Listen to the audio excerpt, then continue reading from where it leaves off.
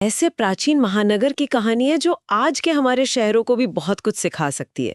तो आज हम इसी पर एक कह सकते हैं गहरी पड़ताल करने वाले हैं। धौलावीरा की शानदार वास्तुकला, सिंधु घाटी सभ्यता का वो विशाल ताना बाना, और हाँ, सबसे दिलचस्प बात, राखी घड़ी से मिले वो जेनेटिक सबूत जो इस सभ्यता के लोगों की कहानी को एक बिल्कुल नए सिरे से लिख रहे हैं। हमारा मिशन ये समझना है कि हजारों साल पहले के ये शहर इतने उन्नत कैसे थे और विज्ञान कैसे उनके निवासियों की उत्पत्ति के रहस्यों से पर्दा उठा रहा है। तो चलिए इसे परत दर परत समझते हैं। धोलावीरा को ये जो यूनेस्को टैग मिला है, इसका आखिर महत्व क्या है? मेरा मतलब है, ये भारत का 40वां स्थल है और सिंधु घाटी सभ्यता का भारत में पहला। ये सुनने में तो अच्छा लगता है, पर असल में इससे बदलता क्या है? नहीं, ये बहुत बड़ी बात है। इसे ऐसे समझिए कि ये धौलावीरा को ताजमहल या फिर अजंता एलोरा की गुफाओं जैसे विश्व प्रसिद्ध स्थलों की श्रेणी में रख देता है। अच्छा, इस मान्यता के साथ ही भारत अब विश्व धरोहर स्थलों के सुपर 40 क्लब में शामिल हो गया है। Super 40 club? हाँ, इस क्लब में इटली, स्पेन, जर्मनी, चीन जैसे देश हैं। तो वैश्विक मंच पर भारत की सांस्कृतिक विरासत का कद और भी ऊंचा हो गया है। और सिंधु घाटी की किसी भारतीय साइट के लिए तो ये पहला मौका है जो इसे और भी खास बनाता है। वाह! और ये जगह है भी कमाल की। गुजरात के कच्छ जिले में मासर और मानहर नाम की दो मौसमी नदियों के बीच मैंने पढ़ा है कि स्थानीय लोग तो इसे कोटादा टिम्बा भी कहते हैं। हाँ, बड़े किले का टीला।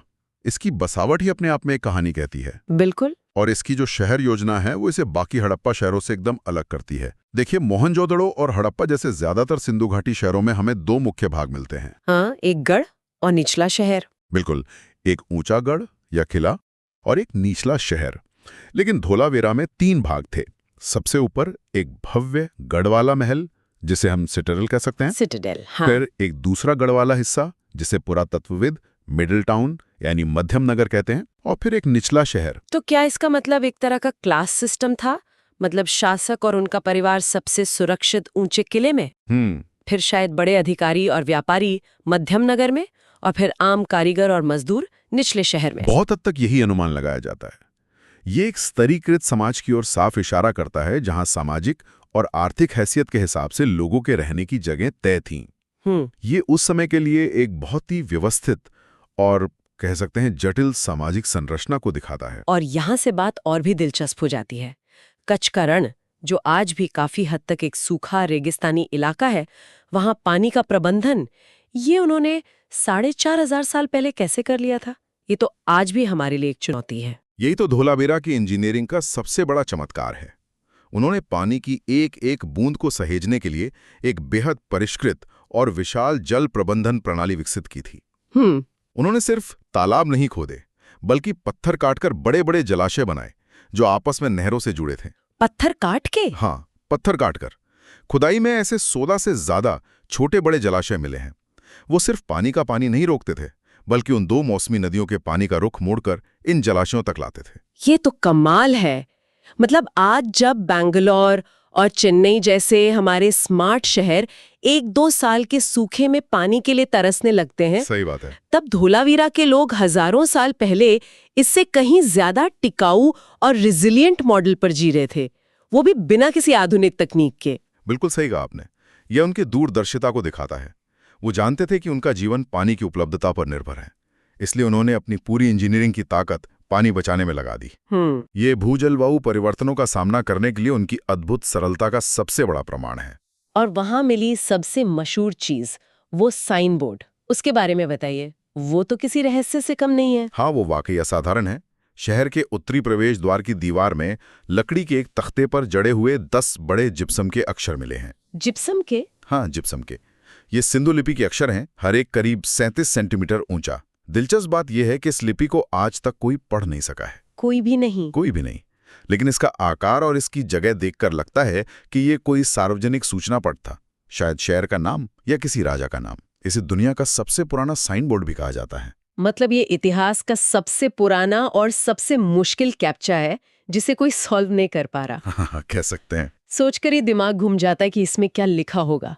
अच्छा, इसके अलावा और क्या खास मिला वहां से? बहुत कुछ।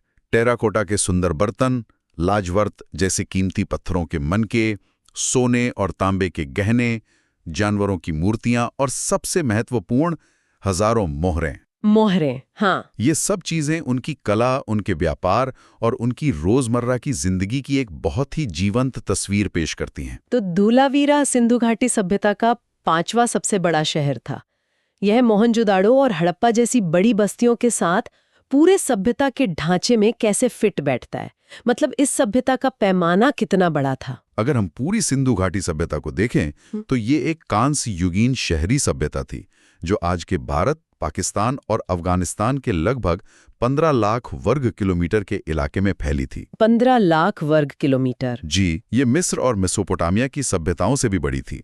इसकी कुछ खास पहचान थी सुनियोजित नगर योजना, जहां सड़कें एक दूसरे को समकोण पर काटती थीं, जिसे हम ग्रिड पैटर्न कहते हैं। Right, grid pattern. इसके अलावा हर घर में शौचालय और ढकी हुई नालियों वाली उन्नत जल निकासी प्रणाली, पक्की ईंटों का एक मानकीकृत आकार और इस्तेमाल, और विशाल अन्नागार यानी अनाज रखने के गोदाम, ये सब इनकी बेहतरीन इंजीनियरिंग और संगठन क्षमता का सबूत हैं।